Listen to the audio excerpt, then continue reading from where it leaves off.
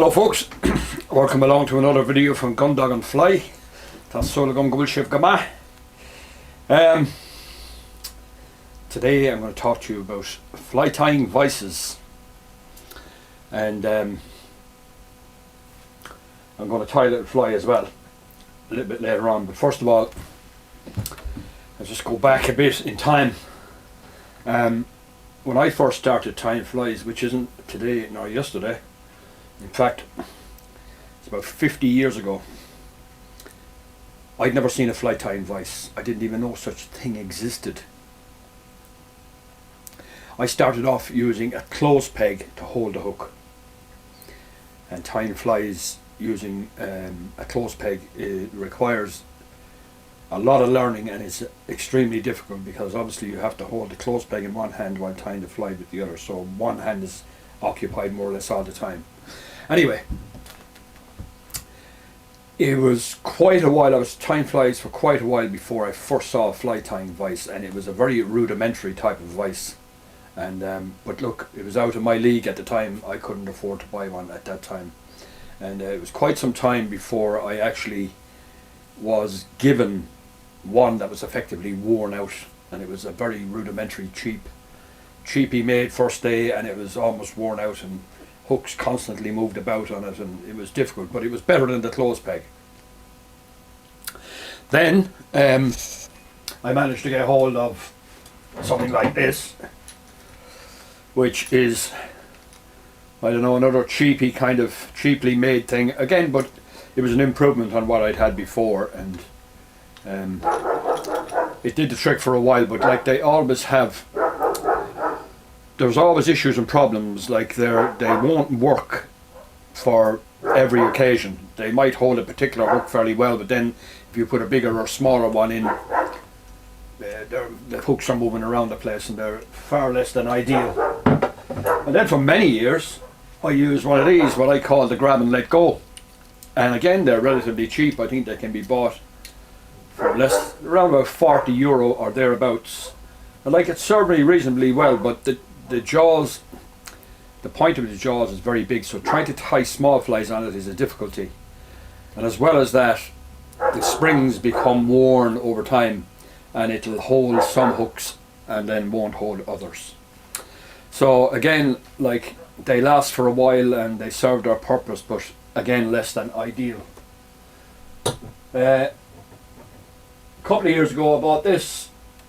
This is a Stonfo vise, and like, it was a big step up from what I previously had, and it was okay for a while, but like, again, it wasn't ideal because it would hold, say, for example, a 14 or a 12 very well, but then when you went to smaller sizes it wasn't great, and then when you went to bigger sizes it was even worse. But I think it cost €150, maybe a little more, but again, kind of, it worked for a while. But like, I always aspired to owning a good vise, and recently I did some research, like everybody does. I went onto Google and I'd done a bit of research and searched around to see what was available, and I started looking at some of the high-end vises, as they're known as, and some of them can be extremely expensive. And there's one vise in particular I was reading about, the Law, LAW, and apparently there was only a limited number of them made, and they're sort of have a cult following, and even second-hand ones of them make huge money, sometimes €3,000–4,000, which I don't know. If you want to chase one of those, off you go. But what I then did was I contacted a few fly tyers who were tying regularly, because I tie flies almost every day of the year, and I felt it was time to upgrade and get one of these vises. But I needed to really do my research so that I would get one vise that would do everything essentially. So I spoke to one fly tyer who, like myself, ties almost every day, and he had been using the same vise for 10 years, and he said that it was bomb proof, that he could tie virtually any size fly on it, and that it did everything he wanted to do. And this guy knows what he's talking about when it comes to fly tying. So I listened, and he told me the vice he had was known as a J vice. He said, check it out online, da da da. So I did a bit of research on it, and I found out that the vice is made by a man in South Africa, J Smith, and he's a one-man operation. He has a workshop where he makes these vices, and I contacted him, and he asked me what I wanted, what my requirements were, and he said, yeah, we can arrange that. Besides the vices, he has a whole lot of other equipment that like accoutrements that you can attach to the vice for various different reasons. But I just wanted a very basic setup. You can get a pedestal base for it as well. He makes those also. And I went for, here it is, it arrived in the post a few days ago, and I've been using it since. And all I can say is that the workmanship that went into making this precision engineering, it's rock solid. And I've tied flies in the last few days from size 22 up to size 4 and everywhere in between, and it has been rock solid in every which way. Now, it's what's known as a true rotary vice. I'm not a big user of the rotary aspect of the vice. I don't know whether I'll ever use it, in fact, but it's just, everything runs so smooth. I think it must be ball bearings that it's running on, because it's just so smooth, and all the components are rock solid. Now, I went with a C-clamp for my vice because two things. It suits me here to use a C-clamp. I don't really need a base, but if you wanted a base, he can supply that too. So also it lessened the cost of postage, because obviously there was less weight. But I ordered this on a Monday and I had it on a Friday, so he's really efficient with the postage and all the rest of it. And if you go on his website, you'll see all the different things and all the different accoutrements that are available to use with it. All in all, absolutely fantastic, and I'm absolutely delighted. Now, it's a top-end vice. It doesn't come cheap, but then nothing any good ever came cheap. It's false economy really buying this sort of thing. If you're tying at the rate that I am now, most people are not tying every day of the year. Most people are only tying for themselves, and maybe they don't need to go to buying this sort of a vice in order to meet their needs. But it was time for me to buy something like this, and I'm absolutely delighted with it. It's fantastic. And along with that, a real revelation. On his website, I saw that he had a hackle pliers that he had designed himself and made, and this is it here. I've been tying flies, like I said, for 50 years, and I have yet to see a hackle pliers that would consistently hold feathers. I have used this for the last few days on every kind of a feather you can imagine, and it held rock solid the whole way through. So there's a really high pressure spring just here between the two jaws, and it's just a beautiful little thing. So if nothing else, this has been a game changer for me. It's just absolutely 100%. So if you're looking for a really good hackle pliers, Jan Smith has them as well. And I bought another few little accoutrements that I haven't used as yet with the vice. I'll show you those as I'm going through tying some other time, but in the meantime, what I'm going to do now is I'm just going to tie a little fly on the vice just to show you. Essentially, a vice just holds a hook, that's all. But I wanted to reliably hold hooks from, say, size 22 up to size 4 and everywhere in between. And that's what it's doing. It does exactly what it says on the tin, as they say. Absolutely fantastic product, and I would highly recommend it.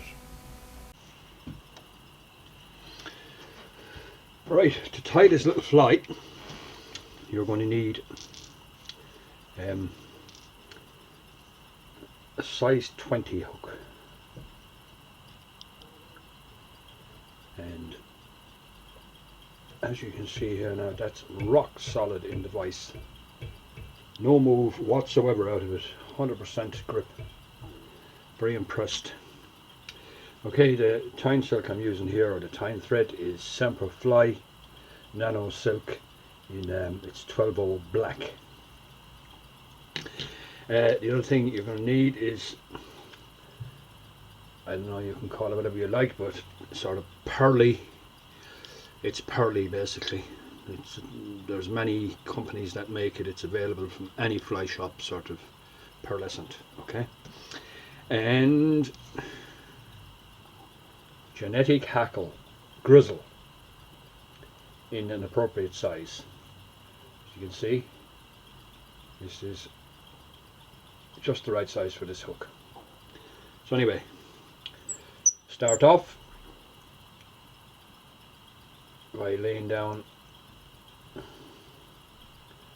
I try to shorten the route by not having to cut the tying silk with the scissors. I just hold it really short, and there we go.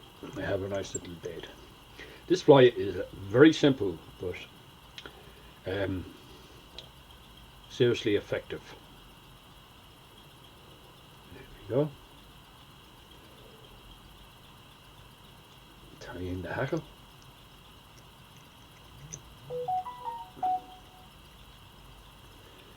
And the pearlescent, I don't know, there's various names for it, but I'm sure you know what I'm talking about. Anyone who's tying flies will know what I'm talking about when I say pearlescent. I actually got this from, like most things now, it's made in the People's Republic of China, and I got this from a website called Temu, or Temu, T-E-M-U. So that's where it's available anyway, if you want to have another look at it there. Okay. Now it's got two sides to it. It's got a copper side and a pearlescent side. So I want the pearlescent side to show out.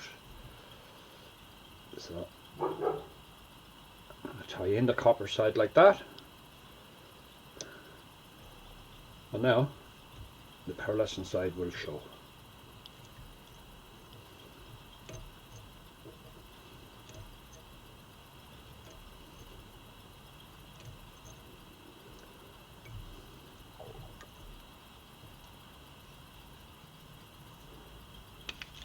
Now I'm using a razor blade to cut this. If you're using a razor blade for obvious reasons, you need to be very careful. Now, 3 turns, generally the maximum 4. That's 1, 2, 3, 4 turns. Tie it in, snap it off, pull everything out of the way. Couple of little iron fibers at the front, just snip them off, not that they'd make any great difference. And then whip finish. Probably one of the simplest flies of all times to tie, yet it's one of the most effective flies of all time. Works all the time, just in general, for particularly so in the summertime, but it'll work at any time. What it represents, I don't know, is open to speculation. People say it represents a bunch of midges, or it represents this, that and the other. I don't know. All I know is that when trout are rising on the surface, particularly in low water conditions, this is my go-to fly. So that's it. That's the fly anyway.